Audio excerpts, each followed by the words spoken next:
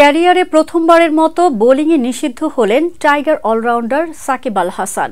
Bowling অ্যাকশনে ত্রুটি ধরা পড়ার পর সাকিবকে নিষিদ্ধ করেছে England and Wales cricket board ECB. Loughborough বিশ্ববিদ্যালয়ে বোলিং অ্যাকশনে পরীক্ষা দেওয়ার পর এই ত্রুটি শনাক্ত হয়। শুক্রবার রাতে এক প্রতিবেদনে বিষয়টি নিশ্চিত করেছে ক্রিকেট ভিত্তিক জনপ্রিয় ওয়েবসাইট ESPN ক্রিকইনফো। জানা যায়, বোলিং অ্যাকশন সংশোধন করে পুনঃমূল্যায়ন পরীক্ষায় উত্তীর্ণ হওয়া পর্যন্ত সাকিব ইসিবি আয়োজিত কোনো ম্যাচে বোলিং করতে পারবেন না।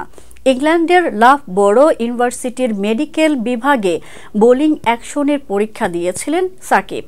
গত 10 ডিসেম্বর পরীক্ষার ফল হাতে পেয়েছে ইসিবি। বোলিংয়ের নিষেধাজ্ঞাও সেদিন থেকেই কার্যকর হয়েছে।